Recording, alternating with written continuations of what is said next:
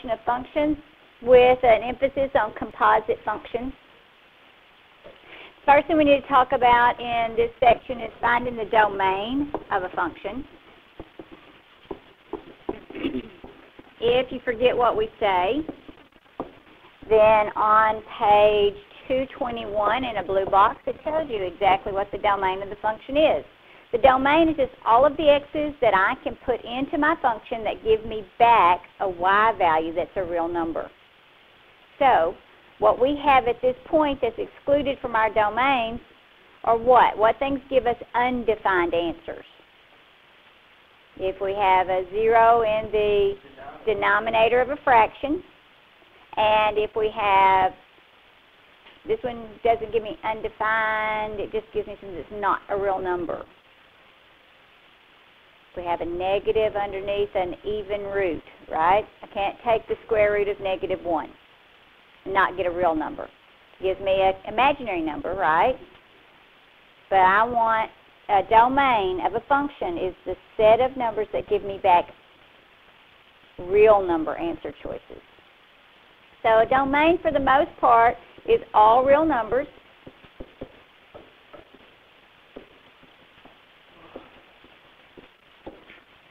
Except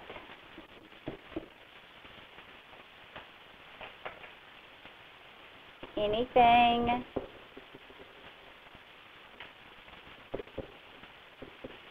that causes a function to have a 0 in its denominator, or a negative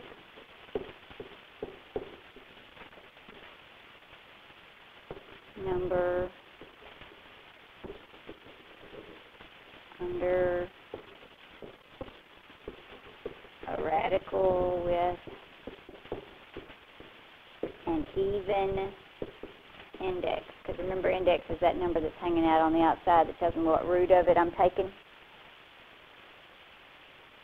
Okay? So, if there's not a fraction and it's not a square root or a fourth root or a sixth root, then my domain is going to just be all real numbers. Right here what I just said. All real numbers, domain. So if you will look there at the checkpoint, checkpoint 1, my first function, it says f of x is equal to x squared plus 3x minus 17. Is there a fraction involved here at all? Is there a root involved here at all? So what's my domain? All real numbers. And if you're going to do it in interval notation, instead of writing it out in words or in set notation, you just go from a negative infinity to a positive infinity. Part B,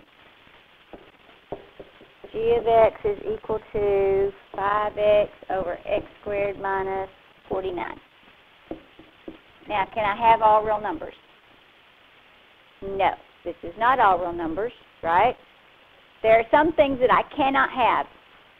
The things that make the denominator equal to 0. I didn't say 0, I said the denominator equal to 0. So to do these problems, every single time you're going to take the denominator and set it equal to 0 to find out what numbers make that happen. So x squared minus 49 equals 0 says that x squared is equal to 49. So x is equal to a positive and negative 7. Right? You remember that when you take the square root of both sides, you got to have a positive and negative value. So my domain on this problem is from a negative infinity up to a negative 7, and I cannot include negative 7, so you put an open parentheses there. And that's union with, so it's included with, from negative 7 to positive 7, another open parentheses that shows that I can't contain that 7, and that's union with 7 to a positive infinity. So that's interval notation that shows that I can use every number in the world except -7 and +7. Because it says I can use everything from a negative infinity up to -7. Then I have to skip over -7, and I can use everything between -7 and +7. Then I have to skip over 7, and I can use everything between 7 and a positive infinity. Okay?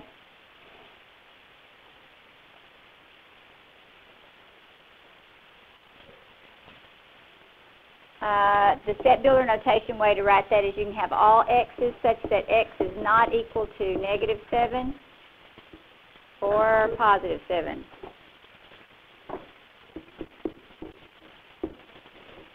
Okay? All x's such that. Okay, it says I can have any x that follows that's got the following condition. X cannot be equal to positive or -7. A lot of times when we write this, we don't write the braces around it. We don't really put true set builder notation. We'll write that for the domain. I understand what you mean here. That's fine. Okay? But in upper level mathematics classes, this is the way it's truly written. When I even left part of it out because I was also supposed to say that x was an element of the reals, but you can get real picky. Yeah. Okay. And then part C, there says I want the domain of h of x when h of x is equal to the square root of 9x minus 27.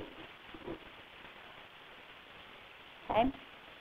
So what can I not have under a square root symbol? A negative number. So the way I represent that is I say that 9x minus 27 has to be greater than or equal to 0, because it can't be less than 0. So on these, you can directly find your domain, because when you solve this for x, it will give you your domain. Everybody understand that? Because these are the things that will work.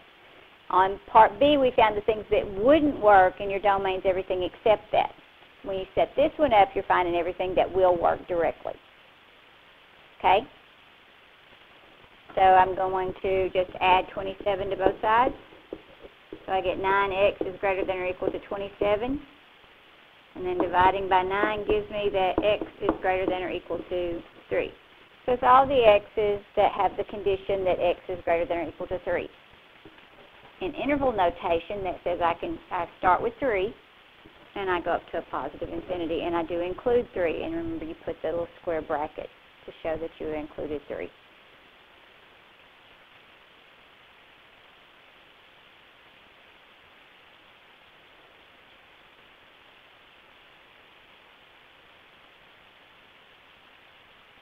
Any questions about how to find the domain? All right.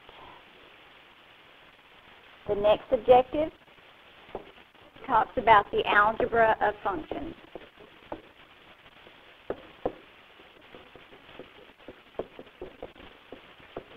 So just like numbers, I can add functions, I can subtract functions from each other, I can multiply functions together, and I can divide functions. And the box on the bottom of page 222 gives you all those rules. It says that f plus g of x, so in other words, it's saying add f and g together, is the same thing as taking f of x plus g of x. We just take the two functions and add them together and combine like terms if there are any. Same thing with subtraction. F minus g of x means that I'm going to take f of x minus g of x. You just take the first function minus the second function that's in the notation. If you see this notation, it just means take the functions and subtract them from each other in that order. F times g of x does not have a dot between it. Everybody hear what I just said? If they want you to multiply the functions together, there will be no dot between the two functions. That means f of x times g of x. Because we're going to do something in a minute that people get confused all the time. There is multiplication, but there will be no dot between it. No symbol between f and g if it means multiply them together. And then there's f divided by g of x, which just means f of x divided by g of x. Now, there's a problem with this one, right? Because the minute I did the division, it turned into what? A fraction. And the fraction cannot have what? A 0 in the denominator. So this is only true so long as g of x is not equal to 0. And so you're always going to have a domain restriction on the division problems. Everybody hear what I just said? They're going to always ask you about the domain on a division problem because you put a restriction on it. It can't possibly be all real numbers if it's a function that's more than just a constant function. It's got even one letter in it. You just kept it from having all real numbers as its domain. Okay? So let's look at a few of those and see what that looks like. Checkpoint 2. Tells me that f of x is x minus 5. And g of x is x squared minus 1. And so part A wants me to find f plus g of x. Remember, that means f of x plus g of x. So f of x is x minus 5 plus g of x, which is x squared minus 1, right? And then we combine like terms. That's all you do on these. So it becomes x squared plus x minus 6. There's not an x squared to add to it, so I just list the x squared. There's not another x, I just have to list the x, but the minus 5 and the minus 1 are like terms, so I can combine them. Okay, so when you add and subtract, all you're doing is you're combining like terms. Part B wants me to subtract them. So I'm going to take f of x minus g of x. Now, what do we have to be careful of when we subtract off that whole thing? Got to change the sign of how much of g? All of it. Every term in g has to be changed. So I'm going to rewrite this. That's x minus 5 minus x squared plus 1. Everybody gets the minus x squared part, but they forget to make the negative 1 into plus 1 because it's minus a negative. And now I'm going to combine like terms just like I did on the last one. I got negative x squared plus x. This time I'll get minus 4. Anybody got any questions about what's going on there? Just combining like terms. Part C wants me to do f times g of x. Are you noticing that there's no symbol in between f and g for me to be multiplying them together? So that means I'm going to take x minus 5 times x squared minus 1. Now, if I multiply two binomials or two functions, what do I have to do? The distributive property. Okay, so I'm going to take the first term and multiply it by both of the terms in the second set of parentheses. So I get x to the third minus x. And then I'm going to take the second term and multiply it by everything in the second set of parentheses. So I get minus 5x squared plus 5. No like terms. If you want to, you can put it in order so that it's in the descending order that we like to have things in. That's done.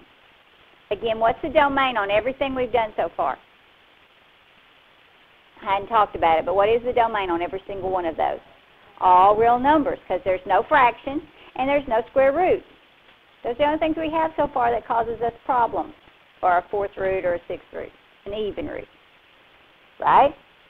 So if it asks for the domain on those, and the second part of this is to find the domain on everything, then the domain of this one is from a negative infinity to a positive infinity, or you can write all real numbers or whatever you want to do. X is an element of the reals.